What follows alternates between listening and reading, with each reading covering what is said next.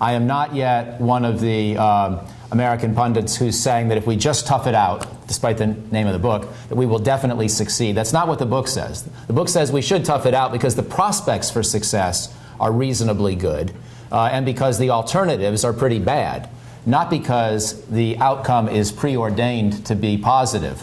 And I still think, a year later, it's an uncertain trajectory that we're on. But having now said that, let me just mention 3 quick reasons for hope.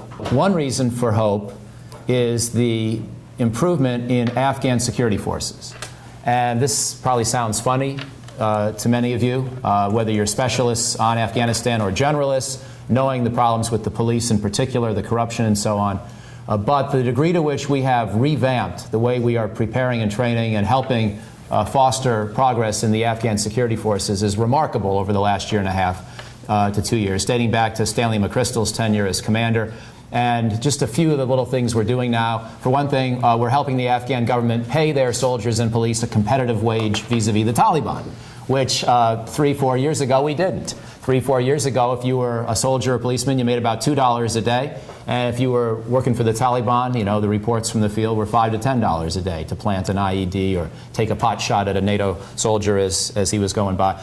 Also now, the training program is much more rigorous and includes things like literacy training, includes things like not just marksmanship, but also unit training. And then, best of all, once these units get their initial training and they go out to the field, we stay with them, we NATO. And we have a partnering program which now includes about 75% of all Afghan Army units, where there's a co-located NATO unit of roughly comparable size, maybe one echelon bigger, one echelon smaller, or comparable size, depending on the location, which tends to train, patrol, plan, and fight together with the Afghans. And this is just a radical change from what was done the first 5 or 6 years. Reason 2, Kabul and other parts of the country, while you only hear reports of the occasional act of violence, are relatively safe. If you travel to Afghanistan, you of course take precautions on security, but Kabul to me feels like a normal city in a developing country. This is a powerful, resilient insurgency, but it's entirely Pashtun.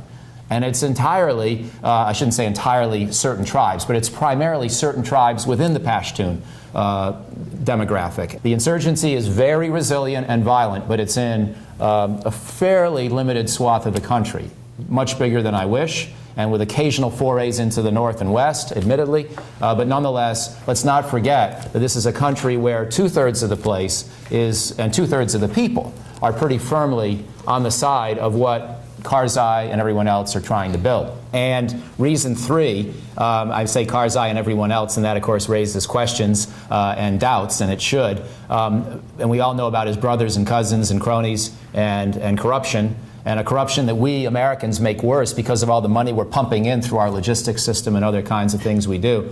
But having said that, there are some remarkably good Afghans in positions of authority. There's a great Afghan to my right, and I'm finally going to stop and turn things over to her in just a second, but there are great Afghans who are running the Ministry of Interior, Ministry of Defense, Finance. Some of the key positions have people who may, you know, have their blemishes and their flaws like most leaders around the world, but on balance are reformist, serious people. And so you shouldn't just think about Ahmed Wali Karzai. There is a strong group of Afghans who really are working hard to make their country succeed, and they are often in very influential positions.